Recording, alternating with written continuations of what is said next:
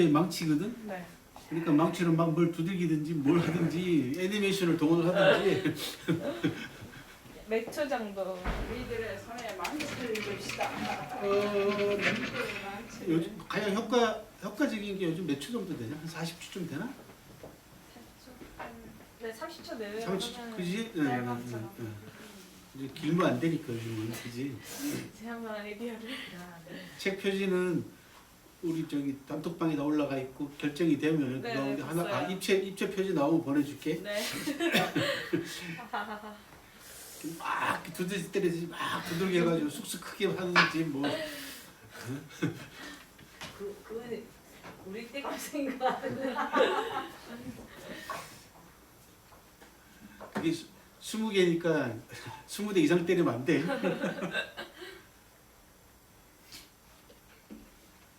이런 것도 괜찮잖아. 한번 딱 치면은 연기가 탁 튀어나오고, 그죠? 예, 밑에다. 그리고 이 두더지가 조금 크는 거지. 두더지가 됐던 거야, 캐릭터가. 그 다음에 두 번 딱 때리면은 그렇게 해서 20개가 튀어나오면서 쑥 크게 만드는 방법 막. 한 소리 듣게 생겼다. 씨. 그럼 네가 만들지 뭘.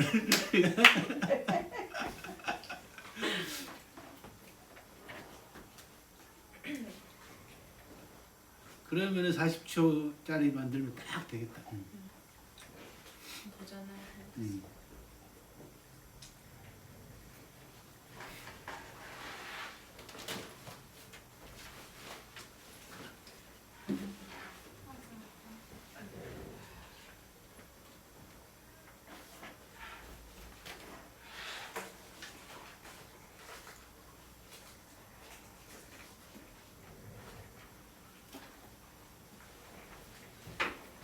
우리 아들로 진짜 올해 1월 1일부터 네. 영어 한 줄 평이라는 걸 쓰고 있어요. 네, 약간 그랬잖아요, 그죠? 거의 돌지기인 거. 365개 영화를 일단 봐야 되는 거고, 본 영화를 일단 한 줄로 요약을 하니까 그제 하루에 한 편씩 봐야 된다는 거죠. 이제 옛날에 본 것도 있어요. 영화는 나랑 많이 봤으니까. 한줄 서평 있는 것도 영화를 한 줄로 표현하다니. 근데 그 표현력이 대단한 것 같아요. 네, 거기 굉장히 좋은 결심을 했더라고요. 보지 않으면 쓸 수 없는 것. 하지 않으면 쓸수 없는 표현이 것. 남다른 그 평을 보고 네. 그죠. 그 영화 최근에 한 있었는데 그 이름 한줄 평을 유명하신 분이 계시던데. 영화 영화 그 제대로 못 보면 한 줄 평 못 쓰거든요. 한 번만 봐봐. 쓸 수 있는 작품이 있고 또 여러 번 봐야. 네. 그 영화 보셨어요? 영화 꼭 보세요. 그 감독이 B급 영화 만드는 감독이에요. 기에르모 델 토로라는 감독인데 원래 TV 들어가서 보면 되나요? 원래 TV. 원래도 하고 그다음에 저분 있나 모르겠다. 넷플릭스에 들어가 있는 사랑의 형태? 그거 있는지 몰라 그거? 어디에 가서 보는 건지? 또 Shape of Love? 그지? 아니다, 워터야, 워터. 원제목은. 또 Shape of Water야, 워터. 물의 모양인데 우리나라 번역을 사랑의 모양으로 그렇게 번역을 했다. 사랑입니다.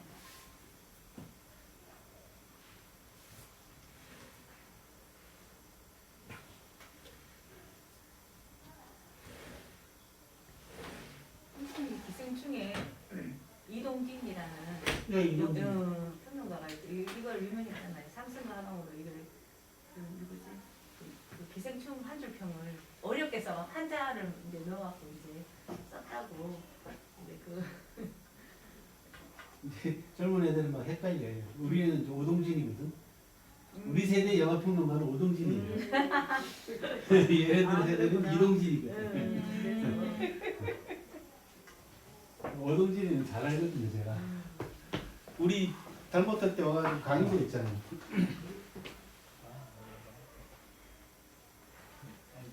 이걸 글 쓴 거거든? 그건 또 완료를 해야 하는데 어떻게 완료 이렇게 돌아가고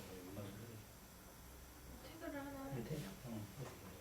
주말에서 중국에 태그를. 원장님 저기 밴드하고 단톡방에다가 네. 들어오시라고 네네. 한번 문자 좀 보내주세요. 네. 이제 10분도 안 남았다. 내 핸드폰 저쪽에 가 있어.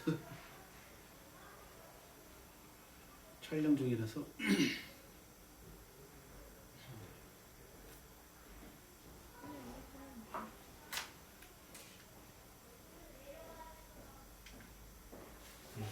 조용히. 역시 사장님 넌 진짜 훌륭한 배워요, 좀 배워요. 누구 딸이지? 누구 딸이지? 여기서 이런 거 아니야? 누구 딸이죠? 안녕하십니까. 그 먼저 네, 반갑습니다. 네, 네, 아유, 어서 오십시오. 오늘 아주 감사합니다.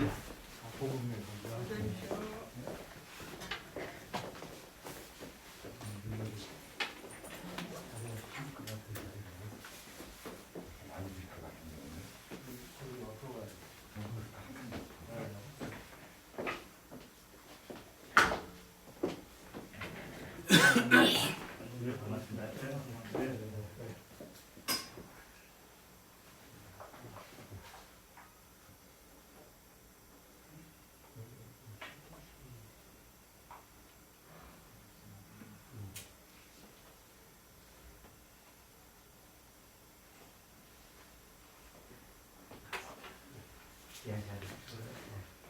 아, 여기 내려가서 2층에 가서 커피 한잔 주려고 하네. 블랙으로.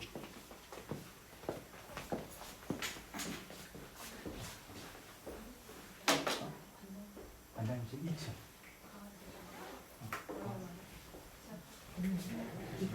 아니 엄마가 할게. 아, 엄마.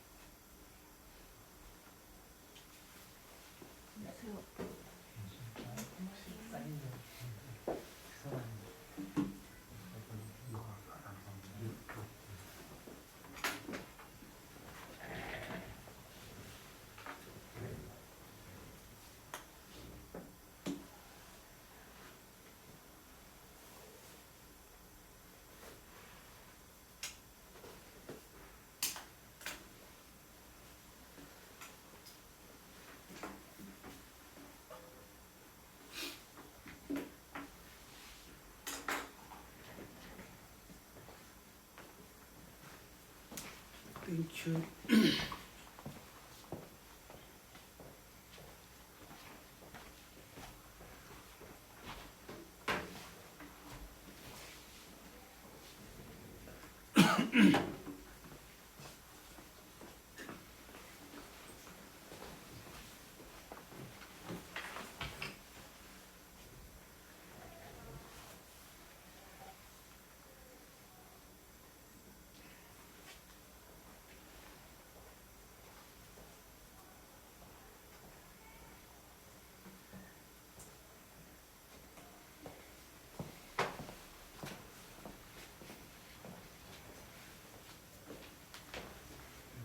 잠시 후부터 지금 강의를 시작하고요. 혹시라도 휴대폰은 진동 및 무음으로 확인해 주시면 감사하겠습니다.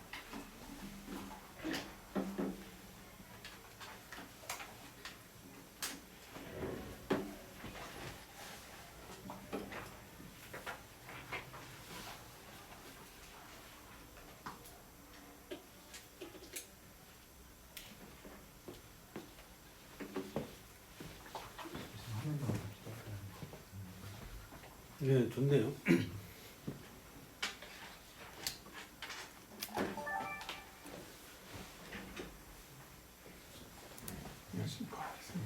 예, 어서 오세요.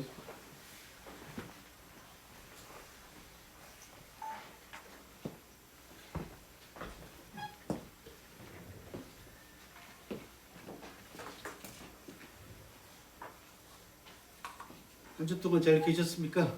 네. 오프라인 참석하시는 분들은 뭐 크게 변함이 없는데 줌은 이제 안 들어오시네. 잊어버려.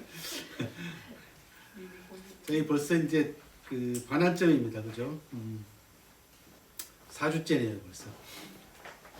지난주에 잠깐 말씀드렸다시피 다음 주는 한 주 건너뛰어서 그 다음 주에 합니다. 그 다음 주에 오시지 말고요. 어버이날이라서 한 주 쉬고 우리 강의는 현재 예정으로는 6월 첫째 주까지 이어질 예정입니다. 이 강의는 오늘 처음 오시는 분을 위해서 간단하게 또 설명을 드리면은 원래 리더십 20단계론이라고 하는 제 책 원고를 바탕으로 해서 우리 김광남 원장님께서 주민 참여 프로그램의 일환으로 화순공공도서관에다가 공모를 하셔서 저를 특별히 찍어서 선정이 됐기 때문에 이제 강의가 이루어지고 있다 그런 말씀을 드리고요. 리더십 20단계로는 중국 공산당 간부 교재를 제가 한 20년 전쯤에 입수를 해가지고 공부를 하던 중에 고무렵에 제가 이제 사람 쓰는 문제, 용인이라고 하는 사람 쓰는 문제에 대해서 굉장히 관심이 많았습니다. 왜 그러냐 그러면 제가 평생 공부하고 있는 사마천 사기의 그 전체를 꿰뚫고 있는 관통하고 있는 가장 중요한 주제 가운데 하나가 사람 쓰는 문제입니다. 사마천 뭐라고 얘기했냐 그러면 인재가 그 나라 한 나라의 흥망을 좌우한다라고 얘기할 만큼 대단히 중요합니다. 중요한 의미를 가지고 있습니다. 사마천 당신도 당대가 알아주는 인재였음에도 불구하고 억울하게 옥에 갇히고 또 사형 선고까지 받아가지고 역사서를 완성하기 위해서 자기 자신의 성기를 자르는 엄청난 고난을 겪었지 않습니까? 그러다 보니까 역사상 뛰어난 인재들에 대한 관심과 사랑이 누구보다도 깊었던 사람입니다. 사마천이. 저도 자연스럽게 사마천의 그런 사상의 영향을 받아서 사기를 공부하면서 이제 일반 대중들에게 강의할 때 가장 중요한 주제 가운데 하나는 리더십이고 그 다음에 인재 문제입니다. 누가 뭐라 그래도. 그래서 용인이라고 하는 아주 1000페이지짜리 책을 제가 번역서를 낸 적이 있습니다. 한 5, 6년 전에. 그러면서 이 공산당 간부 교재를 입수를 해서 공부를 하는데 보니까 리더가 갖춰야 될 덕목으로 20가지를 제시를 하고 있더라고요. 근데 이 이제 교재는 그냥 무작위로 막 그냥 그 20개를 그냥 정신없이 막 나열을 해놨어요. 그리고 책도 뭐잘 아시다시피 1980년대, 90년대 나온 중국 책이 이렇게 흔들면은 막 종이가 막 날아갈 정도로 그런 뭐 안에 내용이 어쩐지 모르겠습니다만 하여튼 겉은 그랬어요. 그죠? 그래서 그 간부 교재에 나와 있는 항목 20개 항목을 제가 차용을 해서 그거를 우리가 처음 강의할 때 말씀을 드렸잖아요. 첫 번째 자질론. 그 리더가 갖춰야 될 가장 기본적인 자질 6개. 리더십 6항목. 그 다음에 이 자질을 바탕으로 해가지고 같이 일하고 있는 사람들에게 어떤 형태로 자질을 겉으로 표현할 것인가 라고 하는 7개 항목을 관계론이라고 제가 표현을 했고요.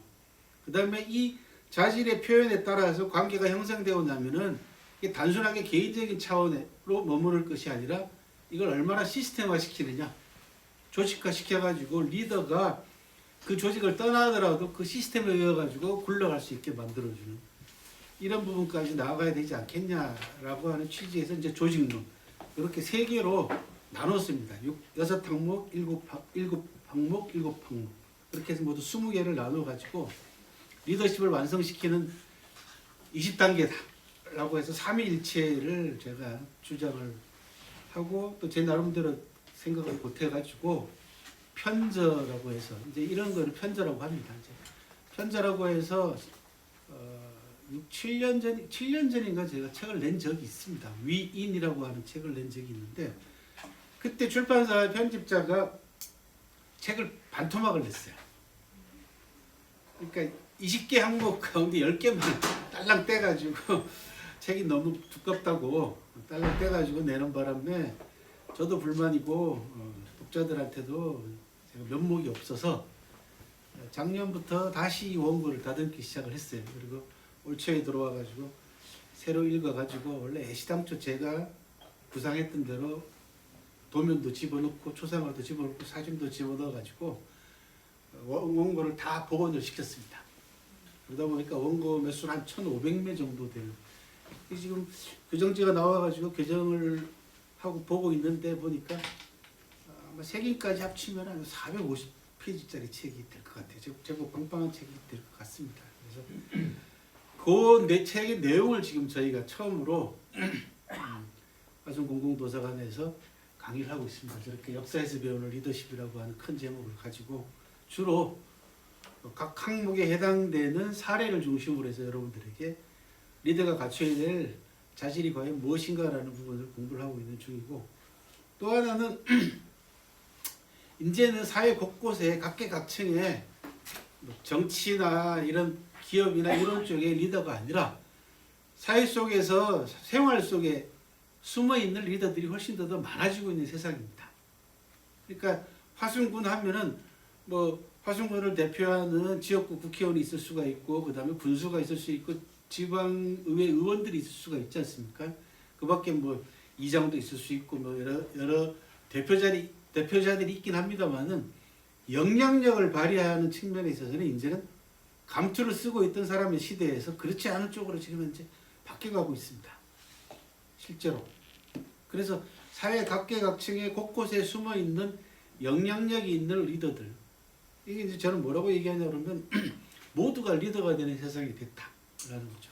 그리고 그런 세상이어야만이 SNS를 통해서 이런 다양한 경로를 통해서 남다른 재능과 남다른 실력을 발휘하는 사람들이 언제든지 발탁되고 부각을 나타내가지고 사람들에게 영향을 미칠 수 있는 그런 시대가 됐지 않습니까? 그래서 모든 사람이 리더가 될 수 있는 쪽으로 초점을 맞춰가지고 누구든지 이 20개 항목의 실천을 하게 되면은 항목을 누구든지 리더가 될 수 있는 쪽으로 초점을 맞춰서 이제 강의를 하고 있습니다.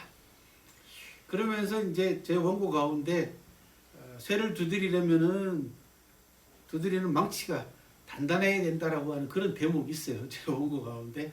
그래서 책 제목을 잡으면서 이런저런 여러분들한테 이제 의견을 수렴만 해보니까 뭐 다 비슷비슷하게 나왔고 처음에는 이제 리더의 힘이라고 하는 제목이 제일 유력하게 나왔는데 서양책이 있더라고요.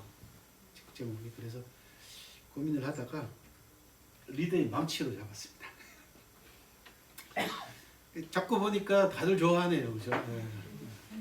리더는 태어나는 존재가 아니라 단련되어 나오는 존재다. 그래서 이 20개 항목이 결국은 리더를 단련시키는 20개의 망치가 되지 않겠냐라는 생각에서 리더의 망치로 제목을 일단 확정이 됐습니다. 그래서 어저께 이제 표지가 나와 있는 상태고, 그래서 지금 표지에 대해서도 의견을 수렴하고 있는 중이니까 여기까지가 이제 지금까지 이 강의가 반환점을 도는 시점까지 진행되는 그런 상황입니다.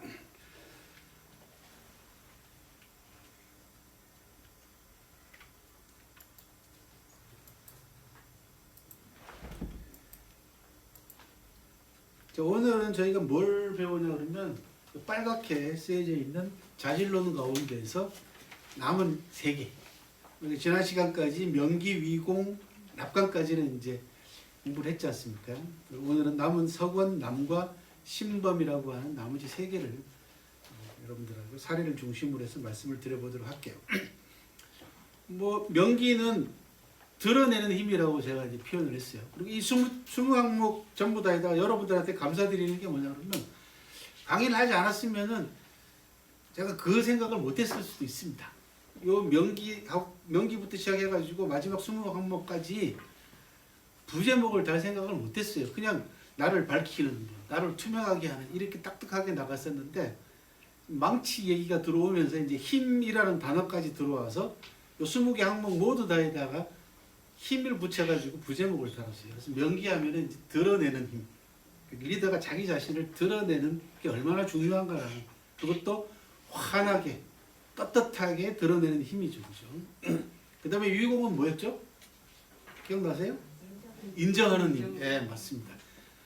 공을 세운 사람에게 공을 그대로 넘겨주는 거죠. 이게 위공입니다. 내가 차지하는 것이 아니라. 그러면 상대를 인정해야 되기 때문에 넘기는 힘보다는 인정하는 힘이 나을 것 같아서 인정하는 힘으로 했고, 납관은 받아들이는 힘, 그렇게 얘기를 했죠. 아랫사람이나 주위에 있는 사람들이 충고하거나 직언한 부분을 흔쾌하게 받아들일 수 있는 받아들이는 힘, 이렇게 됐어요. 자, 그러면 이제 오늘은 연습하신 분은 아시겠지만 서권은 푸는 힘입니다. 푸는 힘. 이 동양 사회에는요, 체면을 굉장히 중요시하고 예를 중요시하다 보니까 조금만 자기 마음에 안 들면은 상대가 나한테 한 언행이 무리하다고 판단하면은 꽁해. 대놓고 그냥 야 뭐야 기분 나쁘다라고 얘기해서 풀어버리면 되는데 풀지 않고 꽁해요. 이게 부모 자식 간에도 그런 것들이 있잖아요, 그죠? 예. 보면은 뭐 저도 부모님 보면은 저희 어머님은 그러시지 않은데 우리 아버지 보면은 이렇게 자식들이 못마땅하면 말 안 하고 꽁 하고 있잖아요, 그죠? 그거 풀려면은 자식들이 또 애먹어 가서 예. 싹싹 빌고 뭐 그런 경우들이 왕왕 있는데 동양 문화의 특징 가운데 하나가 이게 잘 엉켜. 이게 뭐냐 그러면 체면 때문에 그렇습니다. 예를 차리는 거죠. 그러니까 나는 저렇게 안 할 건데 상대가 저렇게 해버리면은 자기 입장에서 생각하는 거죠. 상대의 의중에 대해서 정확하게 파악하려고 하지 않고 내가 섭섭한 거야. 그러면은 엉어리가 지는 거예요. 그 엉어리를 푸는 걸 서권이라고 합니다. 원망을 푼다라는 뜻이에요. 마음속에 들어있는 원한이나 원망이나 이런 부분들을 풀어내는 거죠. 이게 동양의 서양하고는 차이를 가지고 있는 동양 문화의 독특한 특징 가운데 하나에서 나온 리더십 항목입니다. 그러니까 리더는 저런 걸 잘 풀어야 된다는 거죠. 그 다음에 이제 남자는 끌어안는다라는 뜻입니다. 이렇게. 과자는 실수나 잘못을 얘기합니다. 그러니까 잘못을 했으면 내가 끌어안으라는 거죠. 그 다음에 6번째 신범은 내 몸으로 보여주어라 라는 뜻입니다. 모범이 되라는 뜻입니다. 우리가 솔선수범해라 솔선수범해라 그런 얘기 하잖아요. 이게 바로 신범입니다. 그래서 요 3가지를 오늘 강의를 하고 자질론은 오늘로서 끝나고 다음 주부터는 이제 관계론 세 항목씩 세 항목, 네 항목 해가지고 7항목을 2주 동안 하고 그 다음에 마지막은 7주, 8주째는 조직론 해가지고 세 항목, 네 항목 해서 끝나면 모두 여러분들이 20개의 망치를 이제 일단은 쥐게 되는 셈입니다. 그걸로 누구를 두들기는지는 여러분들 선택이긴 합니다만은 우선은 그저 나부터 두들겨서 나를 단단하게 만들고 또 주변에 있는 조직이나 내 주변에 있는 인재들을 이 20개의 망치로 두드려서 단단하게 만드는 그런 쪽으로 가면 좋겠다라는 생각에서 책 제목도 그렇게 정했다라는 말씀을 드리고요.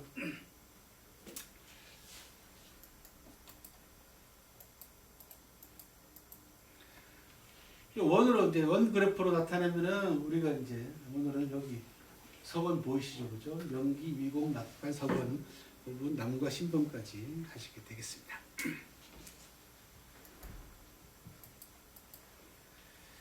먼저 서건을 하기 전에 에피소드 하나 말씀을 드릴게요. 여기 강의에 나와 있는 가장 중요한 핵심적인 부분들은 전부 다 사례들입니다. 중국의 유명한 역사적인 사례들을 가지고 사례만큼 좋은 선생님이 없습니다. 실제로 일어났던 일을 가지고 새롭게 해석하거나 또 거기에서 통찰력을 얻거나 또 교훈을 얻거나 감동을 얻어야 되는 거죠. 이제 물론 오늘날에 있어서 개인의 경험은 옛날에 비하면 훨씬 더 비중이 떨어집니다.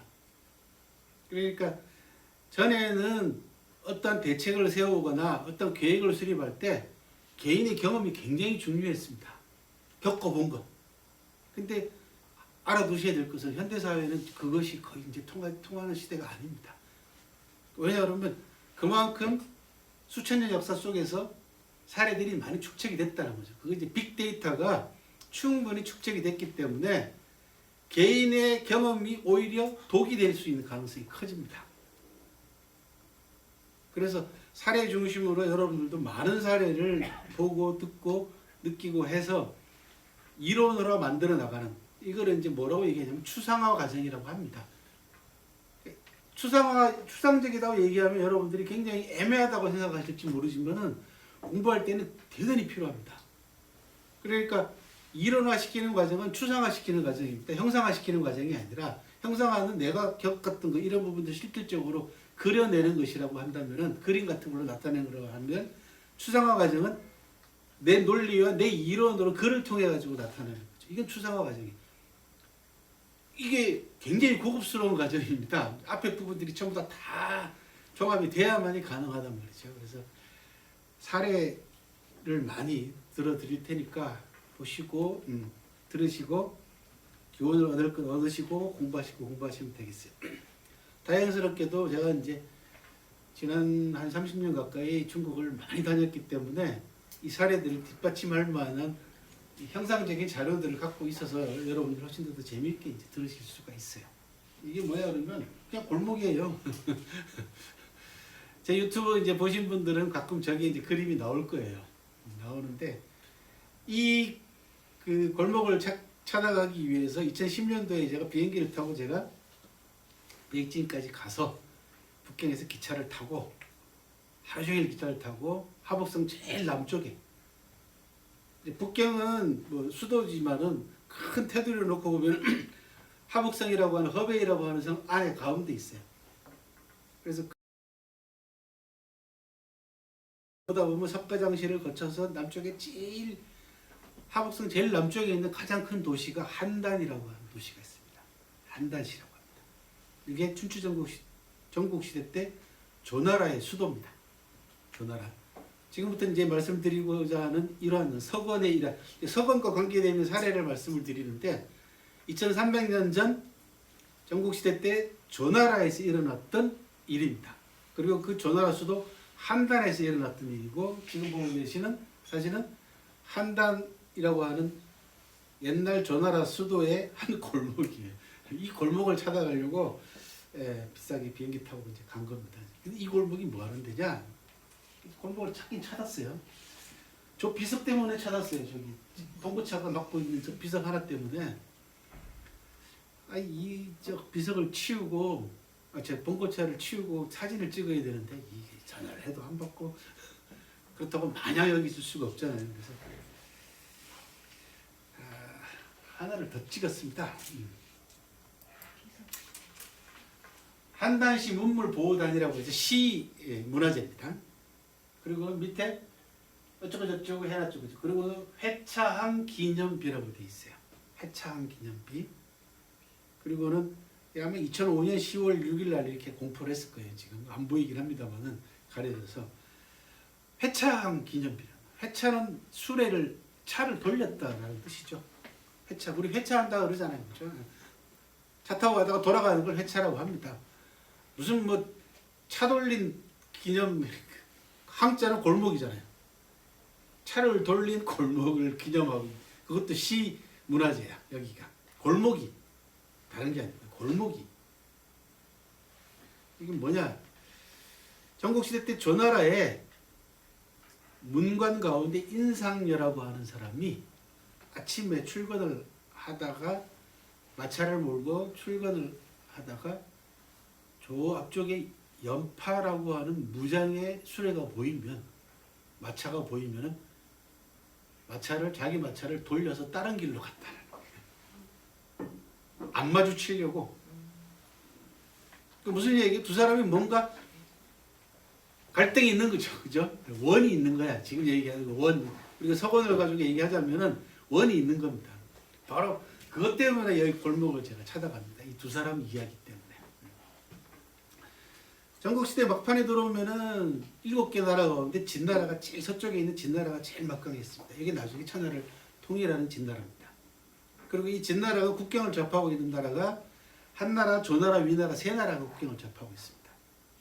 그러니까 진나라가 동방으로 진출해가지고 저 북쪽에 있는 연나라도 공격할 수 있고 동쪽에 있는 제나라도 공격하고 남쪽에 있는 가장 강력한 초나라도 공격하려면 이 세 나라를 돌파를 해야 되는 거예요. 그리고 이 세 나라 가운데 어느 한쪽이 무너지면 따라서 무너질 수밖에 없는 구조야. 왜? 한조위 세 나라는 또 같이 붙어 있어요. 그러니까 진나라가 계속 황하를 건너가지고 한조위 이 세 나라를 이제 두들기는 상황입니다. 여기만 돌파되면 이제 천하통일이 가능해지는 거죠. 이제. 그래서 조나라 입장에서는 진나라의 공격을 막는 것이 가장 국가적인 과제였어요. 맨날 두들겨 맞아요. 그러던 중 조나라의 해문왕이라는 사람이 우연히 옛날부터 내려오는 화시벽이라고 하는 아주 귀중한 옥을 하나 구합니다. 이게 이제 초나라에서 나온 옥인데 벽이라는 거는 이제 중국에서 옥기 종류 가운데 하나입니다. 어떻게 생긴 거냐 그러면 둥글게 생긴 데다가 가운데가 둥글게 구멍이 나 있는 옥을 벽이라고 해요. 다른 말로는 벽옥이라고 합니다. 화시벽이라는 건 뭐냐 그러면 화시라는 사람이 만든 벽옥이야. 옥기야. 이게 전세의 보물이야. 그런데 진나라의 소왕이 그 소문을 어떻게 알고는 사람을 보내가지고 성 15개 하고 그 옥기하고 바꾸자라고 제안을 합니다. 그러니까 옥을 빼앗겠다라는 거예요. 벽옥 받은 다음에 성 15개 안 줘도 그만이거든요. 그러니까 거절할 수 없는 조건을 내세운 거죠. 성 15개가 뭐 오죽합니까? 더더군다나 대부분 다 조나라가 빼앗긴 성들이니까 되찾는 거니까 조나라 입장에서는 마다할 수가 없는 거예요. 이게 지금. 그런데 안 봐도 빠는 거예요. 줬다가는 그냥 뺏기는 거야. 그래서 끙끙거리고 있는데 조나라 해문왕의 측근인 환관 무연이라는 사람이 자기 집에 식객으로 있는 인상녀라고 하는 사람을 추천을 합니다. 우리 집에 있는 인상녀가 연기도 뛰어나고 말도 잘합니다. 이 일을 한번 맡겨보시죠. 라고 얘기를 해요. 그래서 인상녀를 사신으로 삼아가지고 화시벽을 들려서 진나라로 보냅니다. 진나라 소왕한테. 그리고 이 인상녀가 진나라 소왕 앞에서 당당하게 성 15개를 요구를 해요. 진나라 소왕은 화시벽을 받아들고는 성녀에게는 이런 방구도 안 한단 말이죠. 그러니까 인상녀가 잠깐만 대화, 그 옥기 잠깐 저한테 줘보세요. 왜? 옥에 티가 있습니다. 흠이 있습니다. 그렇게 얘기를 합니다. 그 옥의 티를 한자로 하자라고 합니다. 하자라는 단어는 아시잖아요. 물건 사가서 문제가 있으면 물건에 하자가 있다고 그러잖아요. 그죠? 맨날 제가 이 강의할 때마다 우스갯소리를 그런 얘기 하는데 전에 어디 강의에서 한번 물어본 적이 있어요. 옥의 티를 한자로 뭐라 그러는 줄 아세요? 두 글자로. 뭐 아무도 대답을 못 하시다 어떤 분이 기스요. 근데 물건이 상품을 저기 택배를 주문을 했는데 물건에 뭐 문제가 있어요. 그건 뭐라 그래요? 저 잘하시는 거예요. 그건요. 근데 오게티는 한자는 몰라. 원래 오게티가 하자예요. 하자에 바로 구슬옥변이 들어있는 이유가 거기 있습니다. 여기 하가 구슬이랑 옥이라는 뜻이고 자자가 이제 흠이나 이런 거 기스를 얘기해요. 그렇게 해서 받아들고는 성 15개 약속을 안 하면은 내가 이거 집어 던져서 깨버리고 나도 기둥에 머리 박아서 죽을란다. 그렇게 해서 닷새 뒤로 미룹니다. 우리 임금이 조나라 임금이 이 화시병을 보낼 때 닷새 동안 목욕 제기하고 보내셨다. 그러니까 당신도 닷새 뒤에 목욕 제기하고 닷새 뒤에 와서 받아가라. 그리고 성 15개 준다라고 하는 확답을 가지고 나와라. 이렇게 된 거예요. 그리고는 그 사이에 옥을 돌려보냅니다. 조나라로. 인상야가. 거기서 나온 유명한 단어가 완벽이라는 단어입니다. 옥을 온전하게 완전하게 해서 귀조, 조나라로 돌려보냈다라는 뜻이에요. 그게 완벽기조고 완벽기조라고 하는 사자성어에서 나온 단어가 완벽이라는, 우리가 쓰고 있는 완벽하다라는 단어가 바로 그 완벽이에요. 그러니까 여러분들이 중국 공부하거나 한자 공부할 때도 항상 제가 뭘 강조해서 말씀을 드리냐면 스토리를 아셔야지 이 글자의 의미도 알게 되지 글자 뜻만 알아가지고는 죽은 공부다. 고사 성어에서 핵심은 고사에 있지 성어에 있지 않습니다. 내가 성어를 많이 한다고 막 사자성어를 막 수십 개 한다고 수백 개 한다고 잘하는 게 아니에요. 그 안에 들어가 있는 의미를 정확하게 알고 쓰셔야 된다. 예를 들면 다다익선 같은 경우는 함부로 쓰면 안 되는 사자성어입니다. 왜? 건방진 사람이 쓰는 사자성어예요. 왜? 한신이 유방하고 얘기하면서 뭐라 그랬어요? 너는 군대를 얼마나 거느릴 수 있냐? 그랬더니 저는 많은 마음을 좋죠. 나중에 한신은 이것 때문에 어떻게 돼요? 토사구팽 당하지 않습니까? 죽는다고요. 그러니까 중국 사람들은 함부로 쓰는 단어 아닙니다. 오만하거나 건방진 사람이 쓰는 겁니다. 알면 그렇게 함부로 못 쓰는 거죠. 아무튼 그리고는 임무를 잘 수행해가지고 진나라 소왕도 인상영의 용기에 이제 감탄을 한 거예요. 받아가지고 예물을 잔뜩 딸려서 돌려보냈어요. 그러니까 조나라 해문왕이 얼마나 기분이 좋겠습니까? 그래서 인상열을 승진을 시켜요. 그리고 또 어디 외교 무대에 나가가지고 또 나라의 체면을 세워.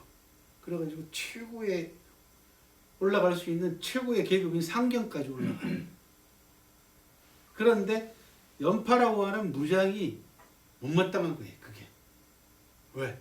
자기는 수십 년 동안 전투에 나가가지고 죽을 고비를 여러 넘기면서 온몸에 상처까지 입어가면서 겨우 중경인 것까지밖에 못 올라갔는데 인상열은 자기 윗자리에 올라간 거야. 몇 번 외교 무대 나가가지고 세치열을 놀려서 출세했단 말이죠. 그러니까 완전히 벼락 출세야. 낙하산이죠. 이제 연파 입장에서 놓고 보면. 그래서 연파가 만나는 사람마다 내가 인상여하고 만나면 그냥 안 두겠다라고 이제 한번 벼르겠다고 네가 뭘 잘해서 여기까지 올라간다고 이제 따지겠다고 막 씩씩거려요. 그 얘기를 들은 인상여가 연파하고 가능하면 안 마주치려고 도망다니는 거예요. 그게 회차입니다. 그랬더니 인상여의 가족들이 불만인 거야. 그리고 하인들이 나가가지고 맨날 연파 하인들한테 두들겨 맞는 거죠. 왜? 주인이 맨날 도망다니니까 하인들도 그죠. 길을 못 펴는 거지.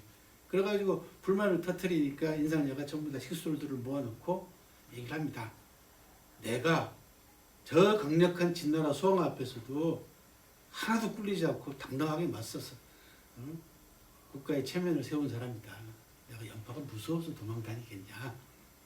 지금 조나라가 풍전등화의 위기에 놓여 있는데 무장을 대표하는 연파하고 문관을 대표하는 내가 싸운다는 것은 호랑이 두 마리가 한 구덩이에서 싸우는 거나 마찬가지다. 둘 다 죽거나 아니면 다친다는 얘기죠. 나라.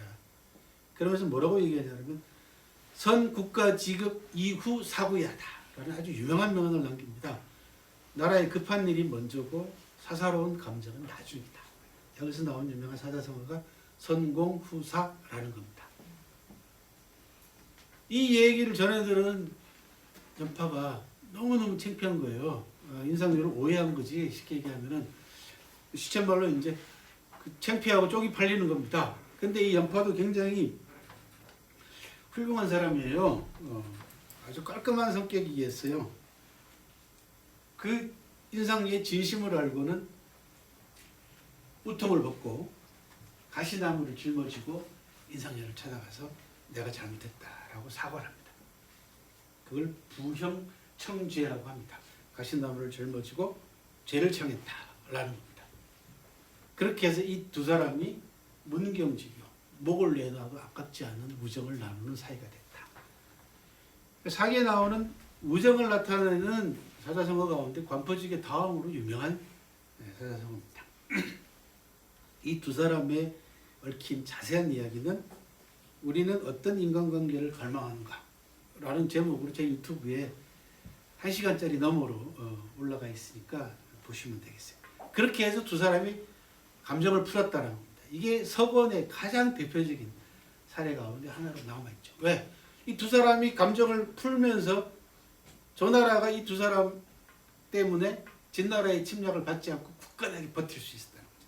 그러니까 한 나라를 지탱할 만큼 중요하게 작용을 했다는 거죠. 서건이라고 하는 하나의 리더십 항목이, 하나의 망치가 국가를 떠받치는 굉장히 중요한 요인으로 작용을 했기 때문에 이 부분이 대단히 중요하다는 그런 말씀이고요. 오늘 여러분들이 처음 보시는데요. 아마 우리나라에서 제가 처음 봤을 겁니다. 여기 인상녀 무덤입니다. 산서성이라고 하는 산서성에도 골짜기 버스를 한 6시간을 타고 가서 겨우 찾은 것 같아요. 인상녀 무덤이 잘 만들어져. 옛날에는 앞에 조형물이고 뭐가 아무것도 없고 저 무덤만 덜렁 있었는데 그것도 밑에 축대도 없었는데 몇 년 전에 갔더니요. 다 저렇게 해놨습니다.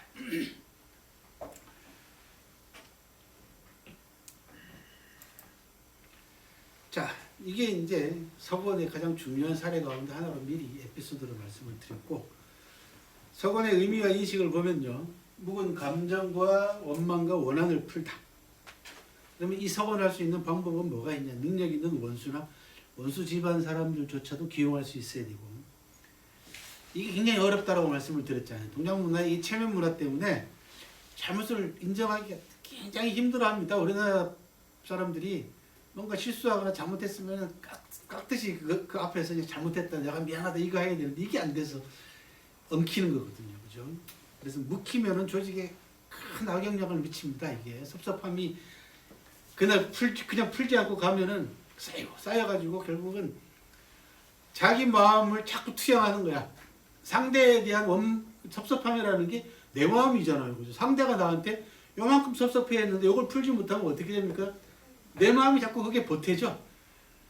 왜 저놈 자식이 또 아직도 나한테 사과를 안 해? 뭐 하루 이틀 지나고 나면은 계속 쌓입니다. 그래도 아무것도 안 일가지고 왼수지는 경우들이 엉망 생기죠. 그죠? 근데 이걸 풀게 되면은 큰 감동이 오죠. 이게 서건 사례를 놓고 보면은 굉장히 연파하고 인상녀의 사례도 보시면 알겠지만 드라마 같잖아요. 그죠? 이게 굉장히 드라마틱하게 풀립니다. 근데 저는 뭐라고 말씀드리고 싶냐면 드라마틱하게 풀지 말라는 거죠. 빨리빨리 풀으라는 거죠.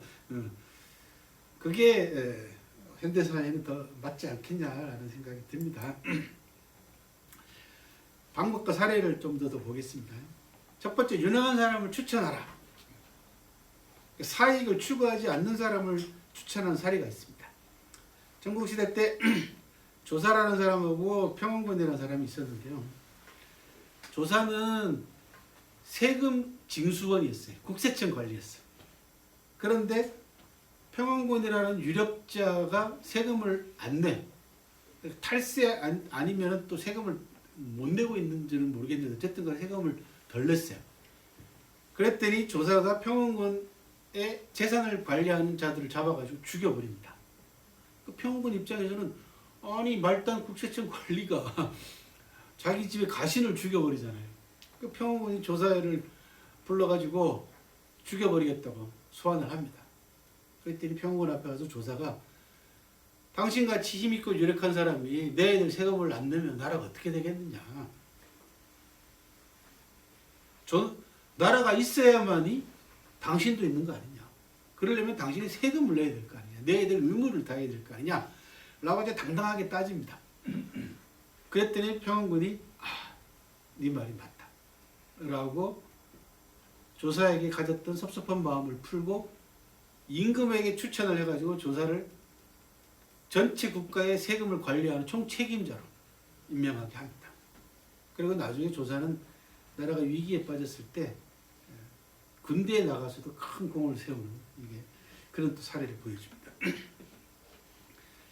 그 다음에는 원수를 추천하는 사례가 있습니다. 춘추시대 때 진나라 범소자의 가신이었던 왕생이라는 사람이 한 지역의 책임자로서 누구를 임명했으면 좋겠냐라고 하는 범소자의 자문에 의해 가지고 장유삭이라는 사람을 추천합니다. 그랬더니 범소자가 니하고 원수 아니냐 그랬더니 저하고 원수이긴 하지만 그 지역을 책임질 인물로는 왕생이 최고입니다. 가장 낫습니다.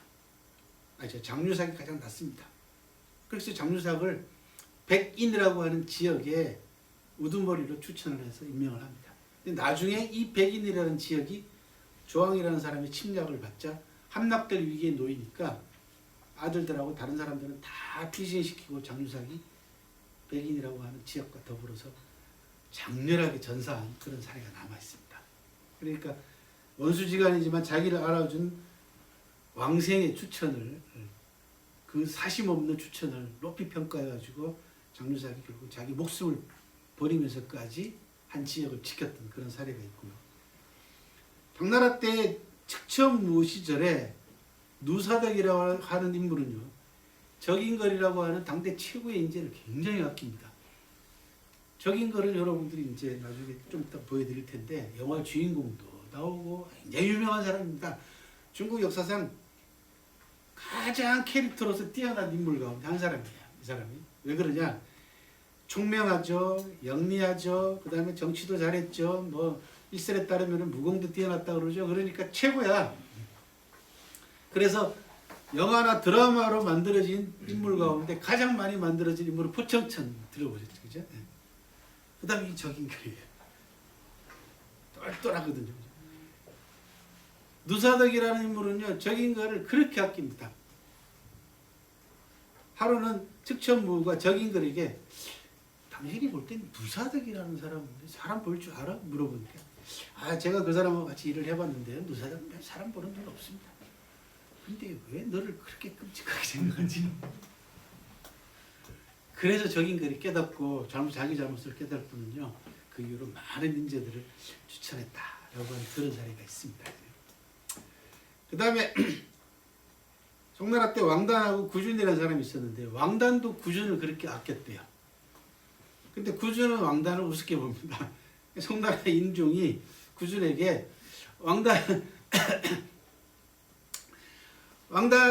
왕단에게 당신은 구준을 그렇게 아끼는데 왜 구준은 당신을 그렇게 시원찮게 바라볼까? 그랬더니 저는 구준에 비하면 능력이 많이 떨어집니다. 그러니까 구준이 바라볼 때는 제가 모자란 게 많은 사람이죠. 당연히 구준은 그렇게 지적할 겁니다. 라고 얘기를 했다고 그런 얘기라도 있고요.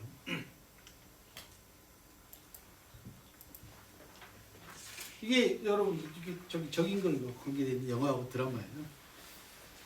넷플릭스 보시는 거는 가서 보시면요, 적인걸 관계되어 있는 영화들이 한 7, 8편 나와 있습니다. 흥행도 뭐 1, 2, 3편은 흥행도 꽤 잘 됐고요. 그 밖에 적인걸을 주인공으로 해서 사건을 해결하는 마치 고대 탐정 같은 역할의 드라마도 있습니다. 그래서 중국이 셜록 홈즈라고 그러는데요. 적인걸은 7세기 사람이고 늘 말씀드리지만 영국의 적인걸이 셜록 홈즈입니다. 그죠? 그런 경우들이 종종 있죠. 그죠? 그 다음 방법으로는요, 이런 방법도 있습니다. 사람을 기용해서 감정을 푸는 방법이 있어요. 사람을 기용한다는 얘기는 그 사람이 아니더라도, 나하고 감정이 얽혀있는 그 당사자가 아니더라도 그 당사자하고 가까운 사람도 있을 거 아니야. 그래서 원한 맺은 사람과 가까운 사람을 기용해주면은 간접적으로 그 원한을 맺은 사람하고 풀 수가 있는 길이 생기잖아요. 그래서 권과 우를 기용한 순이 무슨 얘기냐 그러면 요순 시절에 요임금 때 홍수가 나가지고 황하가 넘칩니다. 이 황하의 물길을 다스려야 되는데 마땅한 사람이 없는 거야. 그래서 순임금이 권이라고 하는 사람을 기용을 해요. 그런데 곤이 실패하죠. 그리고 그 다음을 누구를 기용하냐면 그 아들을 기용해요. 그게 우입니다. 그 아버지가 실패했음에도 불구하고 수는 그 아들까지 기용을 하는 거죠. 그렇게 해서 우임금이 치수사업에 성공을 함으로써 나중에 하나라의 시조가 된다. 임금 자리를 양보받아가지고 순으로부터. 그 다음에는 조조하고 당태종 같은 인물들은 바로 이 서건을 가장 잘 활용한 리더 가운데 한 사람입니다. 특히 조조는 적의 인재들을 많이 기용을 합니다. 당태종도 자기 형님 밑에 있었던 인재들을 나중에 다 용서해주고 기용을 하죠. 이렇게. 그래서 서건이 잘 되면은 소치하고 대치의 갈림길이 서건에 있다. 그렇게 동명사에서는 얘기를 합니다. 크게 다스리는 것과 작게 다스리는 것의 갈림길이 서건을 잘 활용하느냐 그렇지 못하느냐에 있다라고 얘기하는 그런 전문가들도 있고요. 원수나 적이라고 해서 기피하지 않는 그런 방법도 있습니다. 초안쟁패 때 유방을 많이 괴롭혔던 계포라고 하는 인물에 대해서 나중에 유방이 황제가 되고 난 다음에 천금으로 현상금을 걸고 계포를 잡아서 죽이려고 합니다. 계포가 잡혀왔어요.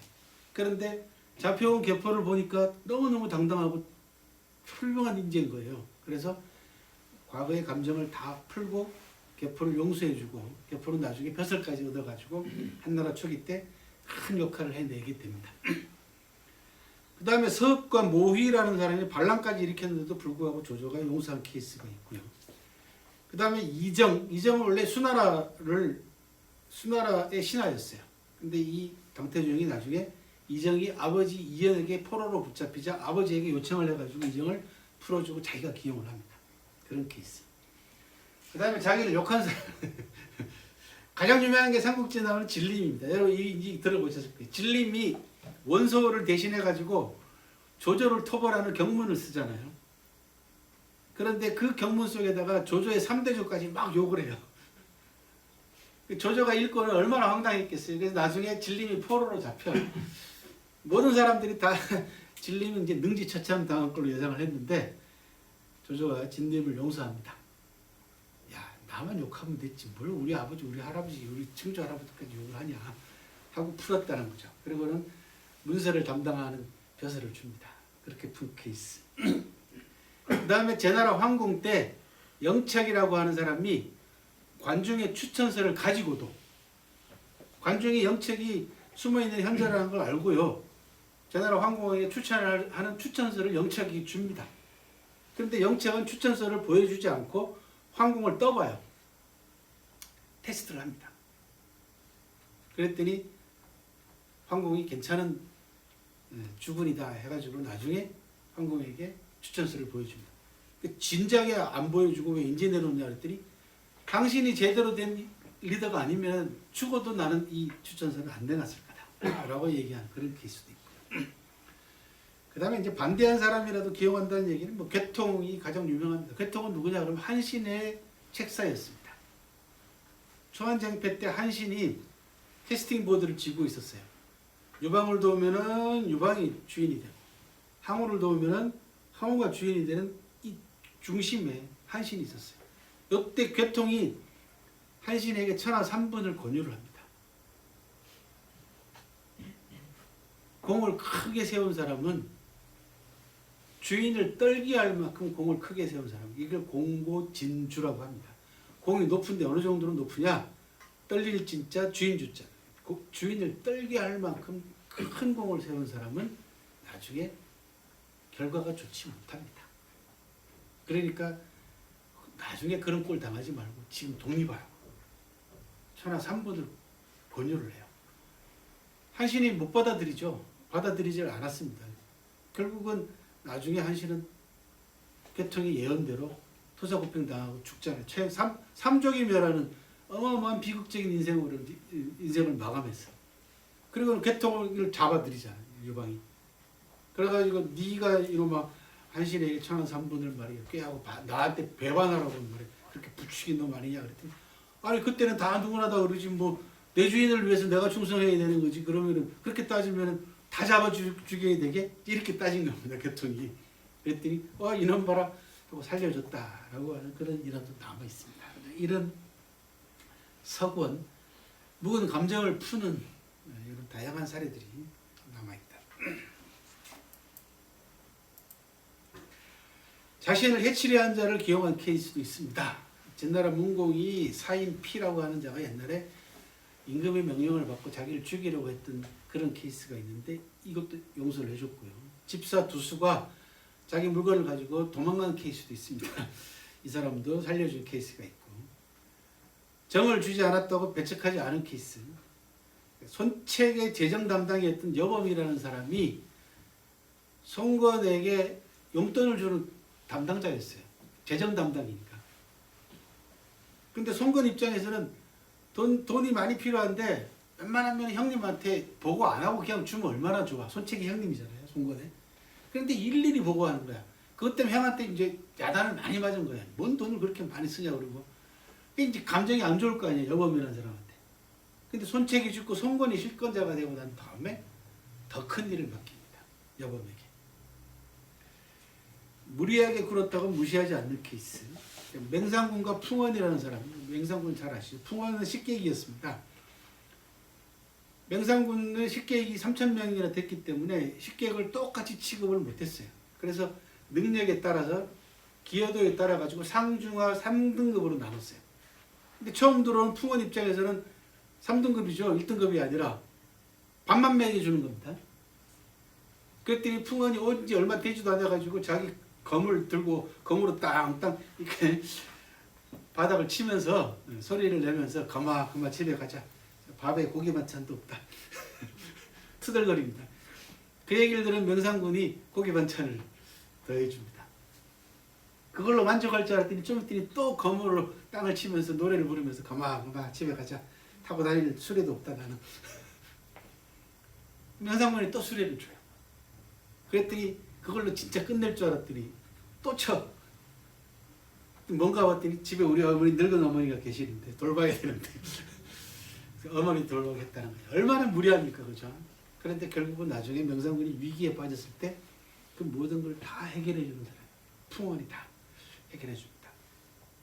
명상군이 재상에서 쫓겨나오고 완전히 시리에 빠졌을 때 다른 식객들이 다 도망가는데 풍원만 남아가지고 명상군을 다시 복직을 시켜요. 그렇게 해서 두 사람이 둘도 없는 관계가 됐다라고 하는 그런 일화도 있습니다. 자, 계시와 석원의 힘을 한번 볼게요. 푸는 힘. 일단은 합리적, 이성적 판단 플러스 석원에는 뭐가 필요합니까? 이게 뜨거운 감정이 필요합니다. 상대편하고 쌓인 감정을 풀려면 그죠? 이게 굉장히 힘들잖아요. 저도 그런 거 잘 못하거든요. 누구하고 묵은 감정 푸는 거는 진짜 힘들잖아요. 그죠? 여성분들은 어떤지 모르겠는데 남자들은 그래도 소주 한잔 하면 조금 풀리긴 하는데 이게 만만치가 않거든요. 그래서 이게 뜨거운 가슴을 갖고 있어야 됩니다. 두 번째, 공사 구분이 요구됩니다. 석원에도. 그죠? 공사가 구분이 되죠. 공사 구별이 되면은 풀 수가 있죠. 아, 내가 공적인 마인드에서 저 사람하고 척이 진 게 아니라 사적으로 했구나. 그 판단이 돼야 된다는 거죠. 감정이 개입이 되게 되면 공사 구분이 안 되는 거거든요. 그 다음에 이 석원은 사람을 쓰는 용인하고 밀접한 관계를 가지죠. 감정을 풀어놓으면 좋은 인재를 끌어들일 수가 있는 거죠. 그 다음, 적조차도 나의 팔다리로 삼을 수 있죠. 이게 이제 조조나 당태종이 보여주는 대표적인 케이스고. 그 다음에 이제 가마력이 대단합니다. 왜? 옆에서 지켜보는 사람이 굉장히 감동을 받아요. 이게 굉장히 드라마틱하잖아요. 그죠? 케이스 일일이 다 설명을 드리면 여러분들이 뭐 더 드라마 여러 편을 보는 거나 마찬가지입니다. 나중에 이제 책이 나오면 지금 제가 말씀드린 것보다는 조금 자세하니까 읽어보시면 되겠고, 그 다음에 유능한 인재를 얻는 큰 길 하나를 개척하게 됩니다. 왜? 리더가 저렇게 허심탄회하게 통이 크다라는 게 확인이 되면은 인재들이 찾아오죠. 그 다음 안정과 단계를 촉진하게 되고, 사실 이게 인간의 도덕적인 차원으로까지 끌어올릴 수 있는 힘을 가지고 있습니다. 그리고 결정적으로 리더의 포부와 자질에 의해 가지고 결정이 되기 때문에 우리가 지금 다루고 있는 이 자질론에 있어서 리더의 명기부터 시작해가지고 그죠? 이런 부분들이 대단히 중요하게 작용을 한다라는 말씀이고요.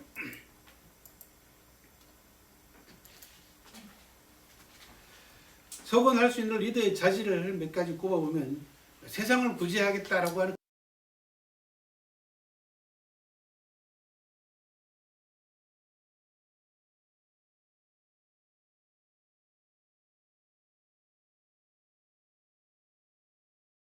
말씀 드리고 그 다음에 관련된 명언 명구로 넘어가 보겠습니다. 이거는 이제 여러분들 공부하시라고 제가 뒤에다가 정리를 해놓은 거니까 나중에 이제 책이 나오시면은 보시고 또 지금 이제 저기 강의안을 미리 보내드리니까 제가 어제 보내드렸거든요, 그죠? 보시면서 한번 써보시면은 도움이 될 겁니다. 사구 불급공 호불패가 오불거선이다. 사적 원한이 공적인 일에 개입되어서는 안 되는 바. 좋아한다고 해서 잘못을 감추어 주면 안 되고 미워한다고 해서 잘한 행동을 없애서는 안 된다는 거죠. 그죠? 미워해도 잘한 건 잘했다고 칭찬할 수 있어야 된다는 거예요. 그 다음에 외거불피고 내거불피친. 외부에서 사람을 쓰더라도 원수라 해서 피하지 말고 내부에서 사람을 청구해서 쓰더라도 친인척이라고 해서 피하지 말라. 중국에 있어서 사람을 쓰는 가장 큰 원칙 가운데 하나입니다. 단 조건이 있습니다. 뭐? 그 사람이어야만 합니다. 그 자리에 가장 맞는 사람이어야 되는 거죠, 이게.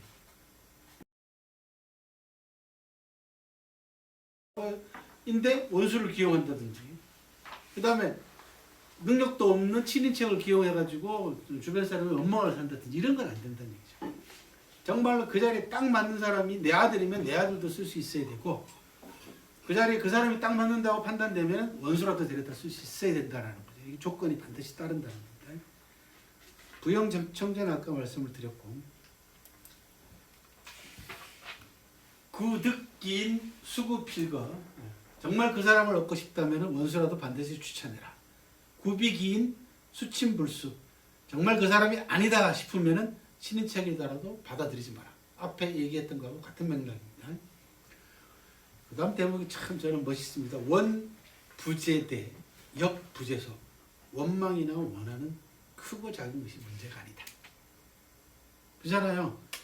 제가 가장 많이 쓰는 격언 가운데 하나가 뭐냐 그러면 사람이 돌뿌리에 걸려 넘어지지 산에 걸려서 넘어지지 않는다는 거죠. 다 사소하고 작은 일로부터 비롯되는 거죠.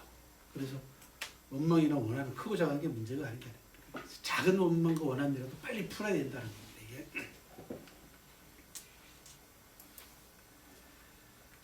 자, 그 다음에 남가로 가겠습니다. 5번째 끌어안는 힘로 표현을 했습니다. 은재님 저 밴드 되고 있나요? 아까 좀 전에 전화가 와가지고 누가 끊어지지 않나 싶어서 남과의 의미와 인식 및 시사점을 보도록 하겠습니다. 먼저 에피소드부터 하나. 평원군이라고 하는 전국시대 때 유력자가 있었습니다. 조나라에. 하루는 조나라를 방문한 타국의 사신단이 있었어요. 근데 이 사신단 가운데 한 사람이 절름발이가 하나 있었습니다. 발을 저는 사람이 있었어요. 요즘은 이 장애 얘기하면은 그죠? 자꾸 말꼬투리 다니는 사람들이 많아가지고 뭐 절름발이 해도 문제가 없나요? 그런데 평원군의 첩들이 높은 집 2층 집에서 지나가는 이제 사신들이 오니까 구경거리잖아요. 외국의 사신들이 쭉 오니까 그래서 집 위에서 사신을 구경하다가 절름발이를 보고는 웃어요. 쩔뚝쩔뚝거리는 걸 보고는 비웃은 거죠. 쉽게 얘기하면.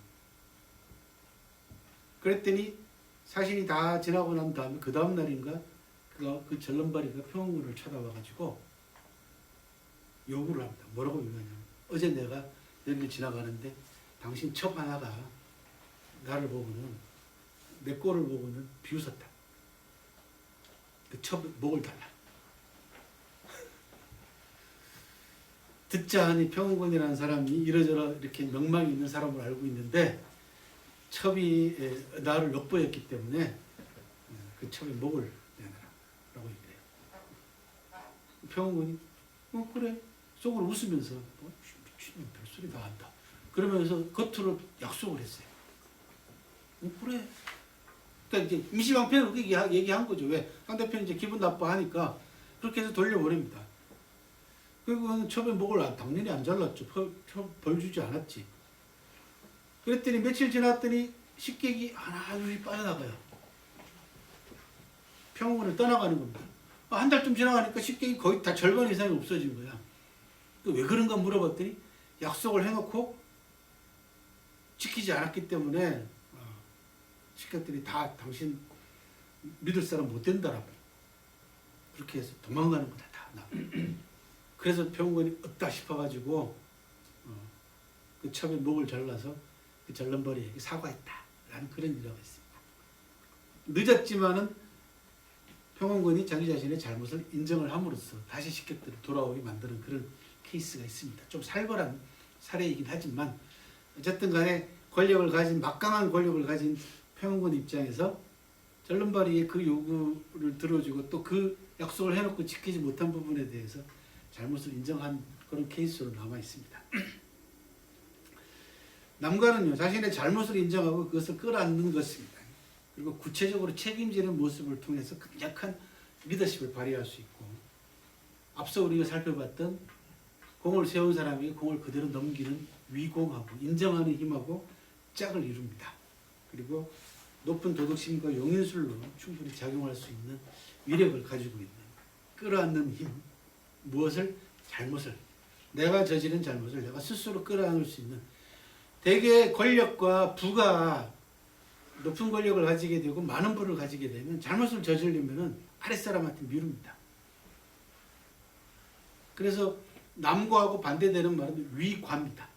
잘못을 미루는 겁니다. 아랫사람에게. 그렇게 되면 아주 치명적인 결과를 초래하죠. 한국 사회에서 제일 큰 문제가 그거 아닙니까? 그죠? 잘못은 지가 해놓고 전부 다 깜빵은 밑에 있는 사람들이 가거나 잘못을 전부 다 아래로 미루려고 하다 보니까 생겨나는 문제들이죠. 책임지려고 하지 않는 거예요.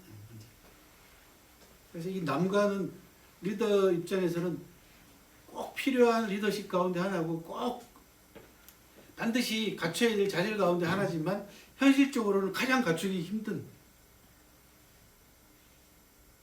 19개 망치를 다 가지고도 요 남과라고 하는 망치를 갖고 있지 못하면은 리더는 19개 망치는 다 소용없습니다. 그죠?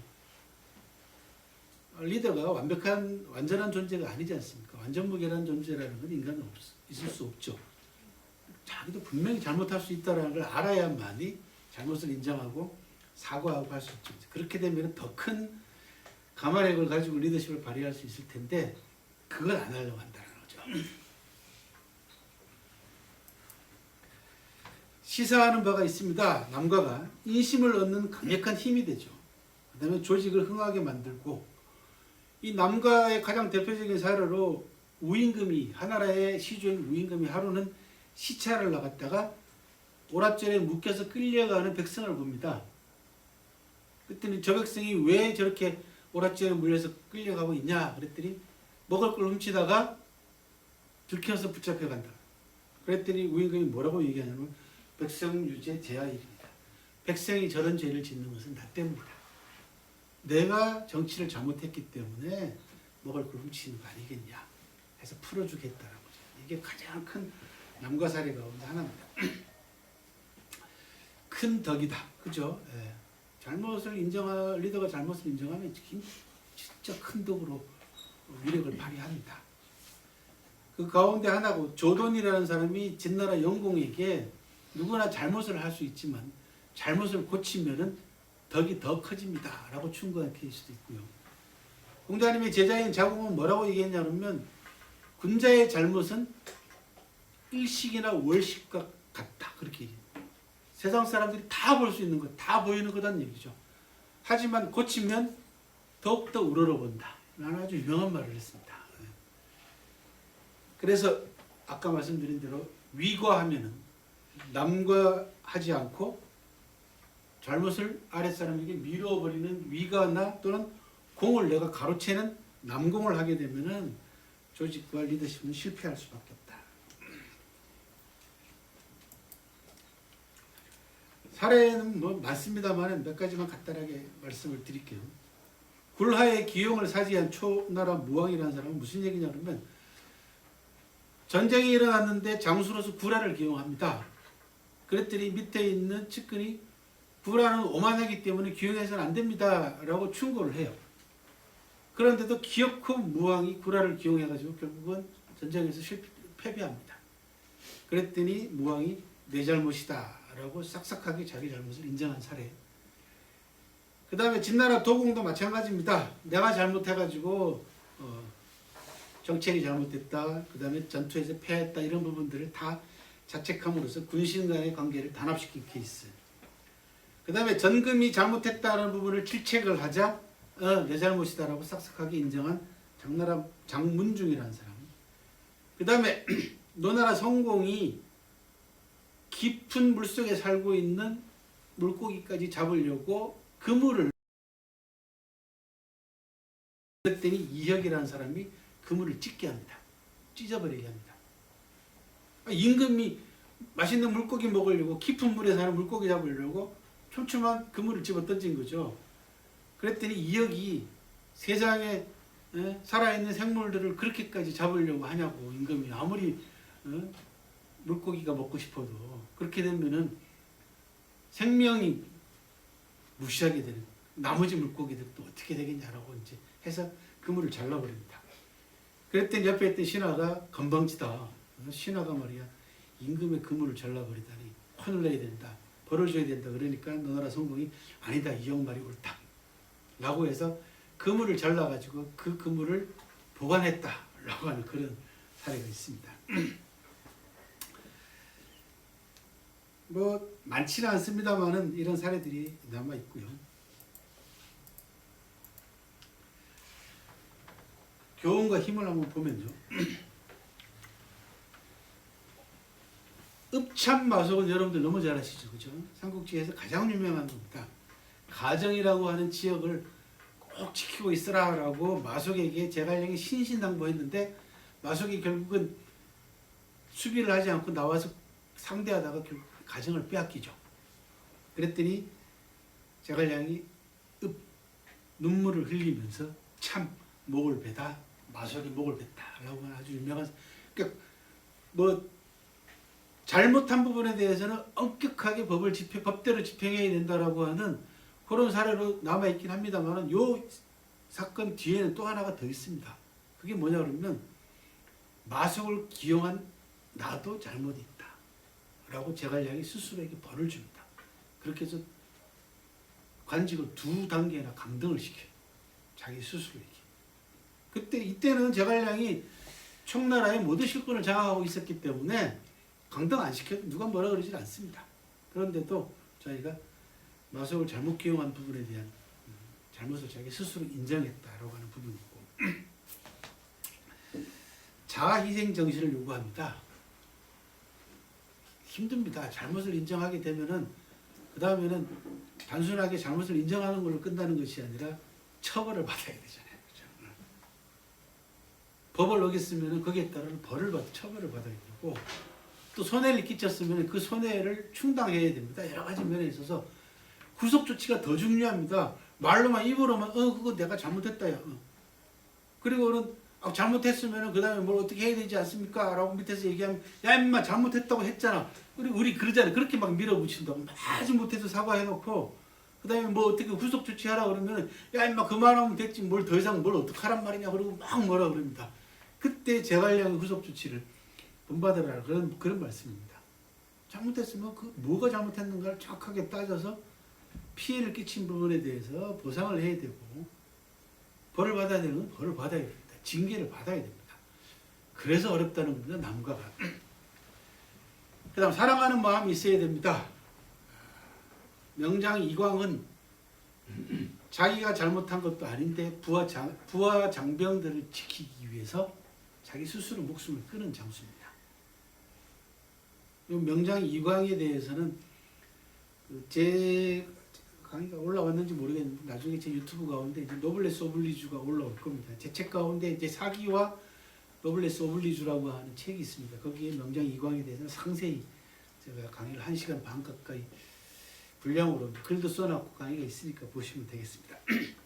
굉장히 고귀한 품격입니다. 이거는 아무나 할 수 있는 게 아니다. 그렇게 되면 어떻게 됩니까? 인재가 죽을 힘을 다해서 근리대에게 충성하게 됩니다. 인재의 사력을 끌어낼 수 있고 상하 좌우의 단계를 촉진할 수 있고 가장 힘든 건 시종일관하기 어렵다라는 거죠. 특히 높은 권력을 가지게 되고 권세를 가지게 되면은 이 남과는 갈수록 더 어려워지는 그런 부분이 있습니다. 그래서 고귀한 품격이다라고 얘기하는 겁니다. 관련 명언 명부입니다. 정자산이라는 분이 아주 유명한 말, 참 멋있는 말입니다. 애 막과 쥐가다. 존 막이 쥐자다. 사랑이란 잘못을 더하지 않는 것이고. 참 멋있어요, 그죠? 마치 그 서양 사람이 얘기하는 것 같아요. 지금 영어로 얘기하는 것 같아요. 존중이란 죄를 미루지 않는 것이다. 사랑이라는 게 뭐냐? 사랑하는 사람이 생기면 더 이상 잘못 안 하는 거죠. 그 사람에게 그게 사랑이다라는 거죠. 존중이라는 건 뭐냐 그러면 죄나 잘못을 떠밀지 않는다는 거죠. 그 존중하는 거죠. 그 사람을. 백성유제 제여일인 또는 제야일인이라고 합니다. 아까 말씀드린 하나라 우임금이 한 말이고 죄기 이수 인심하라. 이거 소동파가 송나라 인종이게 한 말입니다. 잘못을 황제께서 짊어짐으로써 민심을 수습하십시오 라고 얘기합니다. 그 다음에 아까 말씀드린 자공이 한 말입니다. 이게 이제 편은 논어 자장편이지만 이야기는 누가 얘기한 거냐면 자공이 한 말입니다. 공자님의 수제자 가운데 한 사람이자 공자의 제자 가운데에서 유일한 상인입니다. 자공은. 그것도 거상입니다. 아주. 공자가 천하를 돌아다닐 수 있게 뒤에서 경제적으로 후원한 사람이 자공이라는.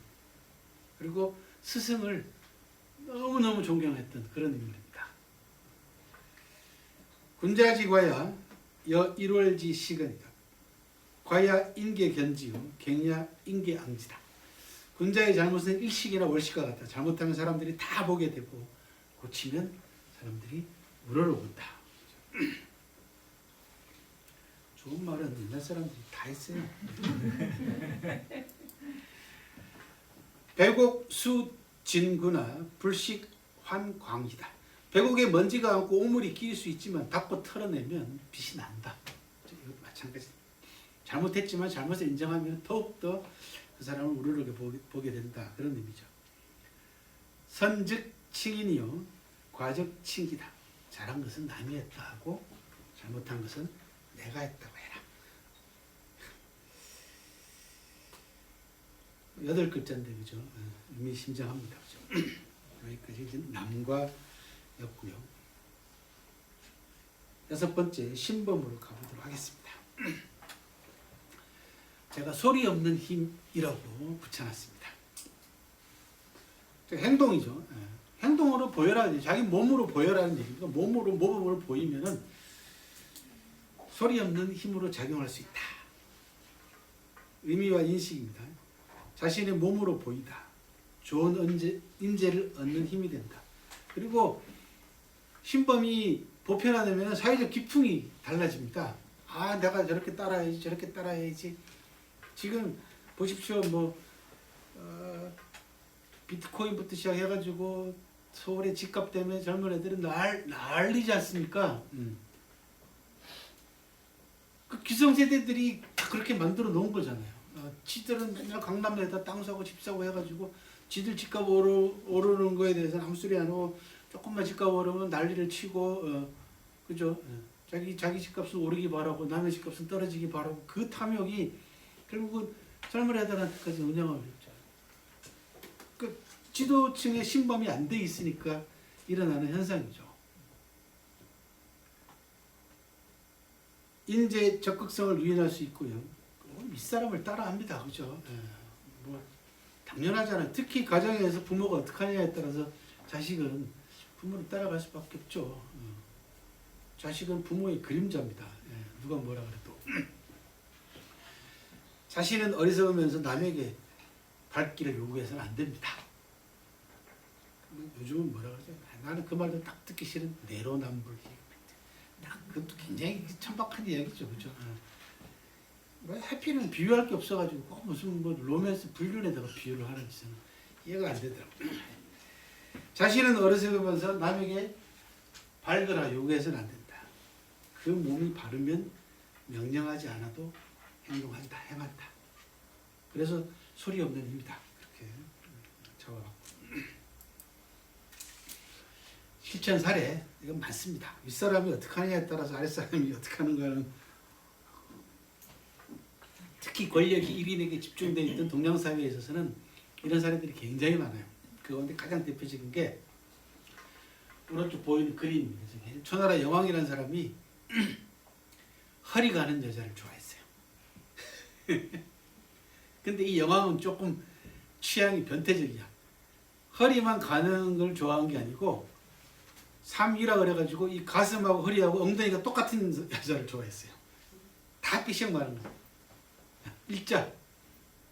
그래가지고 전국적으로 다이어트 열풍이 붑니다. 임금이 저걸 좋아하니까. 심지어 남자들까지도 다이어트 열풍이 불어가지고 일어날 때 벽을 잡고 잡지 않으면 못 일어날 만큼 심지어 굶어 죽는 사람까지 생겼어요. 이게 이제 신범의 부정적인 사례로 가장 대표적인 사례 가운데 하나고요. 제나라 황공이 보라색 옷을 좋아했습니다. 자색 옷을 좋아했어요. 그러니까 자색 물감부터 시작해가지고 자색으로 물들인 옷감의 값이 폭등하는 거야. 왜? 전국에 있는 모든 사람들이 다 자색 옷을 입고 싶어요. 보라색 옷을 입고 싶어 하는 거죠. 그래가지고 물가가 막 흔들려요. 그러니까 황공이 깜짝 놀라가지고 관중한테 물어봅니다. 이거 큰일 났다. 왜 그러지? 내가 뭐 보라색 옷 입은 거 하나 가지고 뭘 그러냐고 그랬더니 임금님이 하시면 다 따라하는 겁니다. 그럼 어떻게 하면 될까? 다음날 조정회의에서 나 보라색 옷 싫다. 그리고 보라색 옷 입은 사람들 다 내쫓아 보십시오. 그렇게 얘기를 해요. 따라 했더니 바로 물가가 잡혔다라고 하는 그런 일화가 있습니다.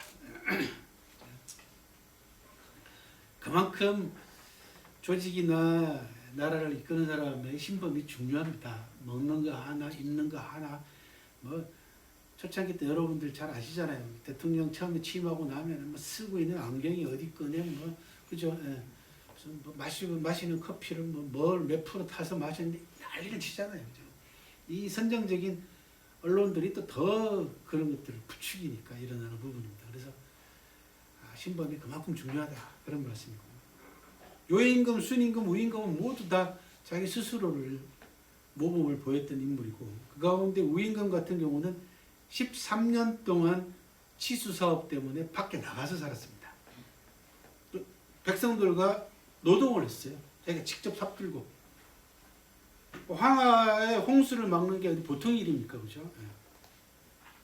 그런데 그 13년 동안에 자기 집 앞을 3번이나 지나치게 됐어요. 그런데도 집 문 안으로 들어가지 않았다라는 거죠. 이게 유명한 삼가불입이라는 겁니다. 3번 지나갔지만 들어가지 않았다라는 거죠. 그리고 이제 비슷한 게 그 김유신이죠, 그죠? 네. 전쟁터 나가면서 자기 집 앞을 지나가는데 들어가지 않고 그냥 그래도 김유신은 우물에서 자기 집 우물 한 그릇 한 바가지 떠갖고 해서 마셨다라고 하잖아요, 그죠? 그런데 우임금은 독한 남자죠, 그죠? 네, 3번이나 자기 집 앞을 지나면서도 들어가지 않았습니다. 그 다음에 한나라 문제라는 사람은요, 근검 전략으로 아주 유명한 황제입니다. 그 황후에게 땅바닥에 끌리는 치마도 못 입게 했습니다. 그리고 휘장의 커튼에 수도 못 놓게 했어요. 그 정도로 근검 전략했고요. 심지어 죽기 전에 유언을 남겼는데 이 한 문제의 노블레스 오블리주도 제 유튜브에 영상이 있고 또 아까 말씀드린 책에 나와 있으니까 사기와 노블레스 오블리주 이렇게 책이 잘 나와 있습니다. 중국 역사상 최고의 명군을 꼽으라 그러면 당태종을 꼽는다라고 지난번에도 말씀드렸지만 저는 이 황제를 꼽습니다. 한나라 문제를 꼽습니다. 어질기도 하거니와 첫 번째 이 황제는 악법을 폐지합니다. 그 다음에 연자제도 폐지하고요. 그 다음에 육형이라고 해서 고문 있죠. 고문도 폐지합니다.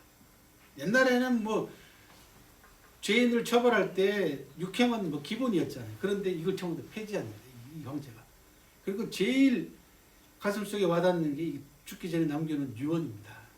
꼭 한번 제가 나중에 우리 단톡방에 올려놓을게요. 한문제 유언을 꼭 읽어보시기 바랍니다. 정말 뭐라 그러죠? 전율이 일어날 만큼 2200년 전에 최고 권력자가 남겨놓은 유언이 이렇게 소박할 수 있을까? 그 가운데 가장 인상적인 대목은 자기 무덤을 소박하게 꾸미고 주변의 산천을 해치지 말라라는 대목입니다. 그러니까 환경까지 생각했어요. 2200년 전 이 황제가. 그러니까 실제로 이 한나라 문제의 폐릉이라고 하는 무덤만 한나라 시대 때 다른 황제들 무덤하고 다릅니다. 그럼 제가 직접 찾아다녀봤기 때문에 너무 잘 압니다. 그 다음에 수문제도 근금 전략과 그 다음에 백성을 아끼고 하는 그런 모범을 보였고요. 그 다음에 당태종은 뭐 애미는 말할 것도 없고 전투에서도 항상 자기가 앞장섰던 사람이고, 그 다음에 엄정하고 효율적인 통치합니다. 2000개가 넘는 관직을 600여 개로 줄여버립니다. 수나라를 멸망시키고 자기가 황제가 되고 난 다음에 2000개가 넘는 관직을 60% 이상 줄인 거죠. 한 600여 개만 남기고 싹 줄여버려요. 그것은 무슨 얘기냐 그러면 자기가 그만큼 열심히 일했다는 얘기입니다. 그래서 밥 먹을 때도 보고를 받았다 그래요. 당태종은. 그러니까 환하게 일이 어떻게 돌아가는지 꿰뚫고 있었다는 거죠. 이게 리더들이 굉장히 중요합니다. 일이 어떻게 돌아가는가를 꿰뚫고 있다는 얘기는 간섭하라는 얘기가 아니잖아요. 우리는 대부분 다 보면은 리더가 일을 장악하려고 하는 가장 큰 목적 가운데 하나는 일일이 개입해서 간섭하려고 그 일을 꿰뚫는단 말이에요. 그게 아니고 일이 어떻게 돌아가는지 전체적인 부분을 탁 꿰뚫고 있어야만이 보고가 올라왔을 때 그 보고가 정확한지 그리고 문제가 어디 있는지 알 수가 있잖아요. 이게 당태종의 가장 큰 특징 가운데 하나가 이런 부분들입니다. 그가 또 하나는 2000개가 넘는 법률 조항도 700여 개 정도 줄입니다. 간소화시키는 거죠. 이런 솔선수범, 자기가 일을 열심히 함으로써 신하들에게 모범을 보인 케이스.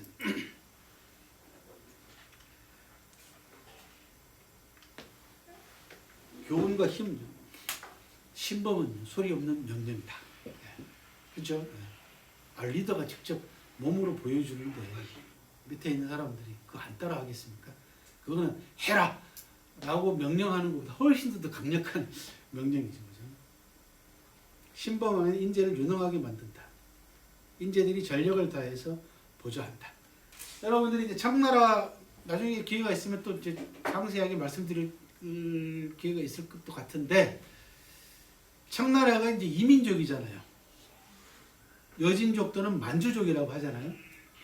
중국 역사상 이민족에 의해 가지고 통째로 정권을 빼앗긴 케이스가 2번 있습니다. 한 번은 몽고족에 의해 가지고 완전히 중국이 통째로 빼앗겼죠. 그게 원나라죠.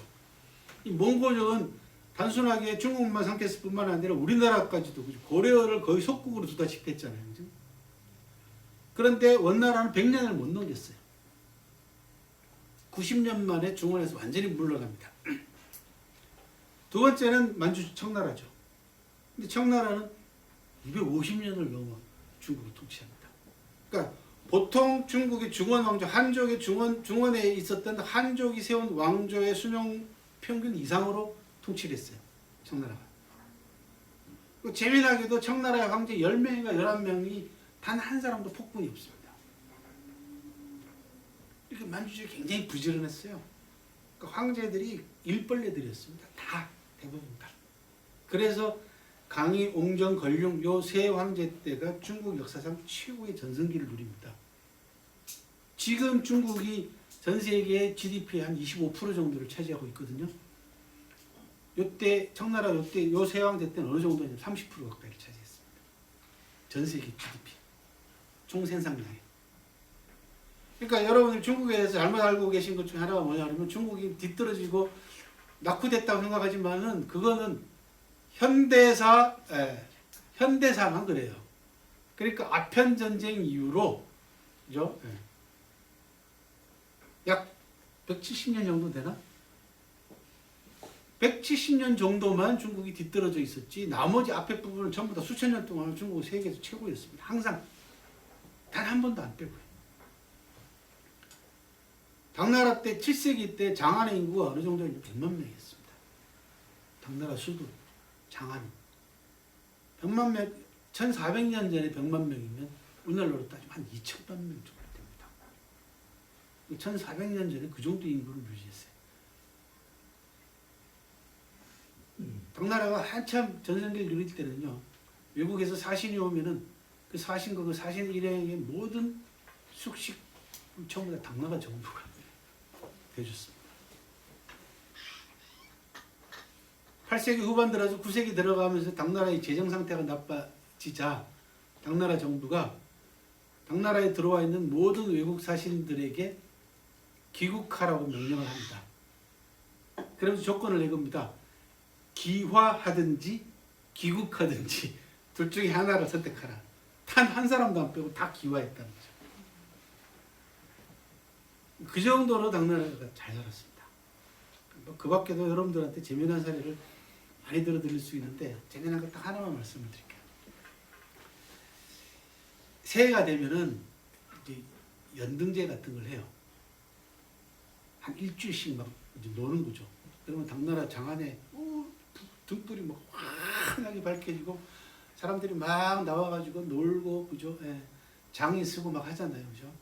그게 그 축제가 다 끝나고 나면 돈을 제일 많이 번 사람이 누군지 아세요?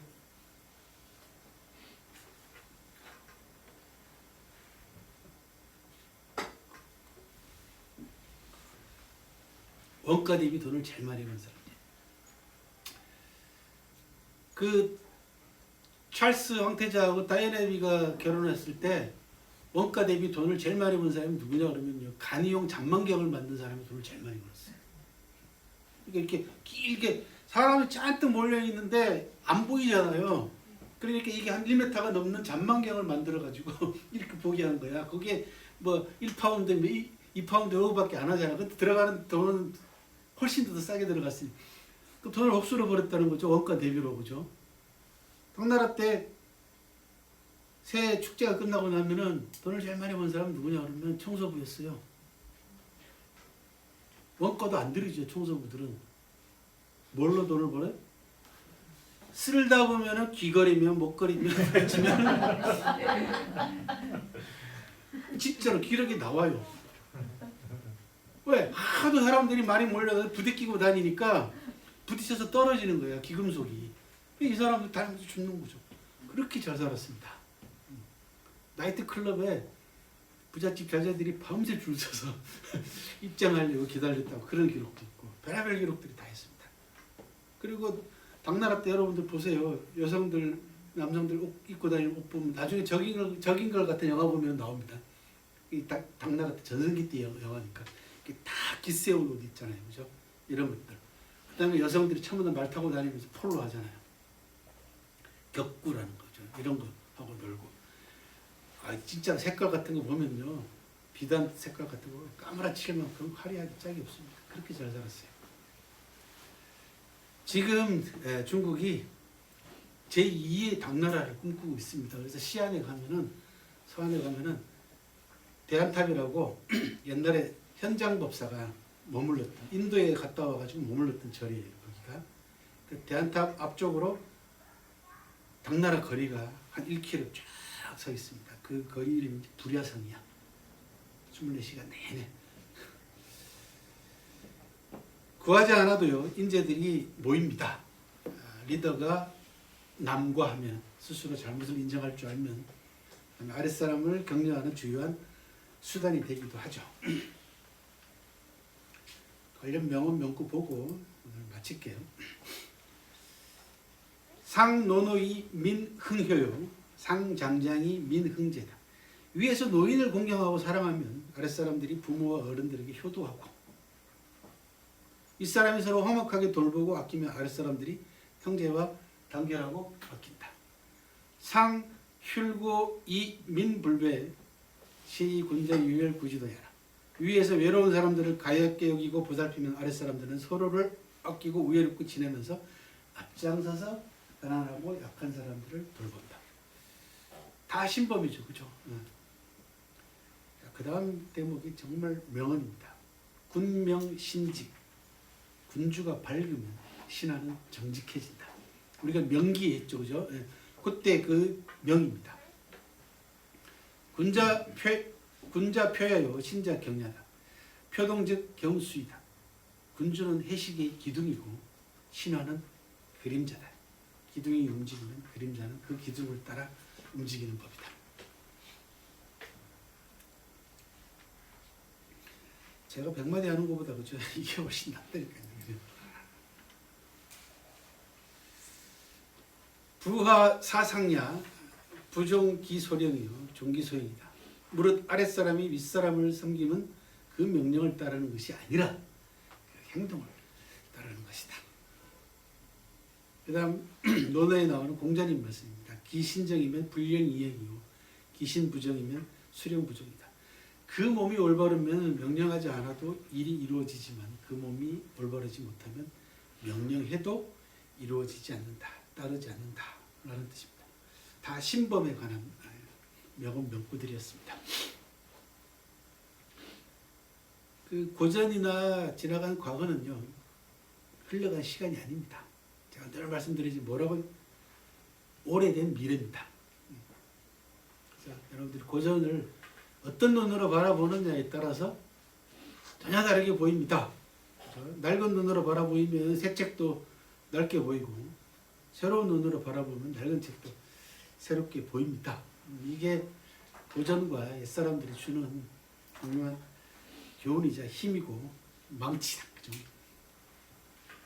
다음 시간부터는 이제 관계론으로 접어듭니다. 이 강의는 리더와 인재와 조직을 단단하게 만드는 20개의 망치, 즉 20개의 리더십 항목으로 강의가 진행되고 있습니다.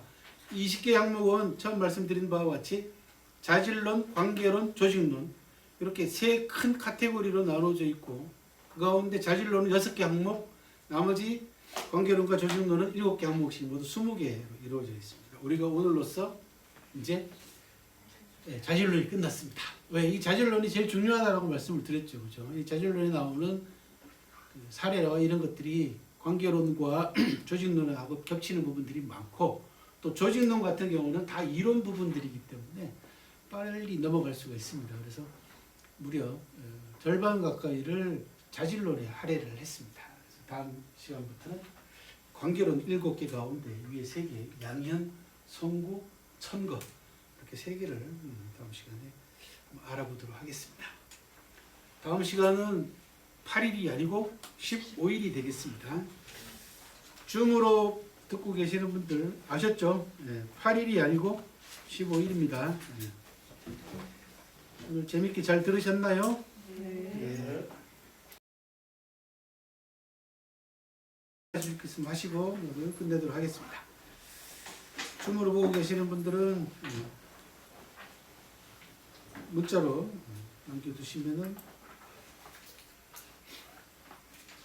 안녕하세요. 최영란 원장님 감사합니다.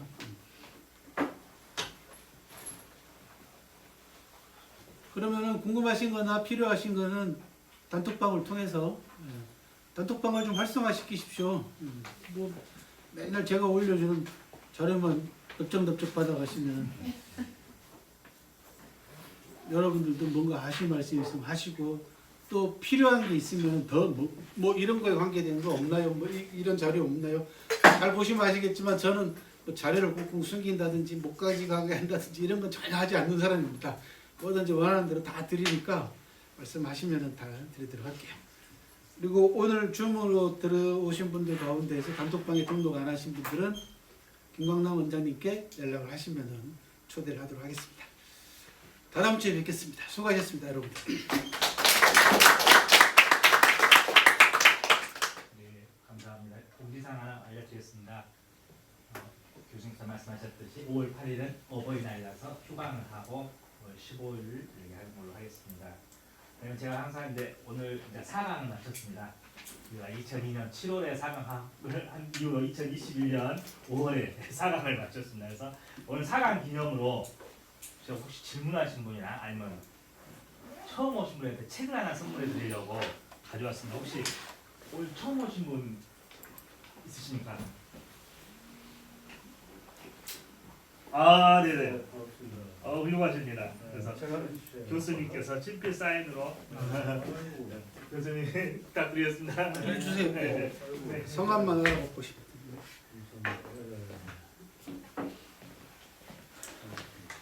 그 다음에 좀 유튜브가 됐어야 4강 되는데. 이후에 나머지 4강, 8강을 마치면 사기 사마천의 흔적을 찾아서 그 답사가 있습니다. 그래서 항상 끝까지 특히 또 아시겠지만 또 개근하는 문자 개근하는 문자. 거예요. 그래서 4강 남은 8강까지 잘 이렇게 마치시면 또 이렇게 좋은 역사와의 만남, 인문학과의 만남. 그래서 현재 8강 이후에 답사 예정되어 있고요. 그다음에 현재 도서관에서 현재 이걸 이제 1학기로 하고 2학기 가지고 있습니다. 그래서 혹시라도 여기 어떻게 보면 여기 딱 지금 코로나 상황이라 15명 제한이거든요. 도서관에서 밴드나 줌을 통해서 많이 할 수 있도록 그래서 우리 화순 지역에서 뭔가 인문학으로서 그래서 뭔가 꽃피우는 그런 2022년이 이 어려운 시기에 되기를 바라고요. 저는 이제 여러분 개개인도 다 그 느낌도 있고 있거든요. 제가 4강을 하면서 오늘 딱 그 생각난 한마디가 옛날에 이런 말이 하나 있더라고요. 그 사람은 책을 만들고 책은 사람을 만든다. 근데 또 내가 오늘 절제가 생각이 나더라고요. 그래서 전략은 부자를 만들지만 절제는 사람을 만든다. 이런 것가 떠오르더라고요. 그래서 뭔가 우리 이런 귀한 시간을 통해서 서로 좋은 영향력, 선한 영향을 미치는 우리 화순 이웃이 되길 진심으로 바랍니다. 끝으로 다시 한번 우리 김용수 교수님께 뜨거운 박수 부탁드립니다. 감사합니다. 혹시라도 연락처를 저에게 안 쓰신 분들은 여기 알려주시면 단톡방에 초청을 하도록 하겠습니다.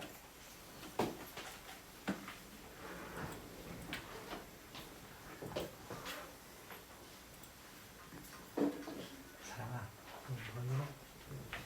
이거 어떻게 마무리하지?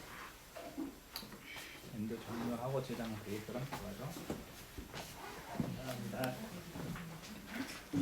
다음 주는 5월 15일입니다.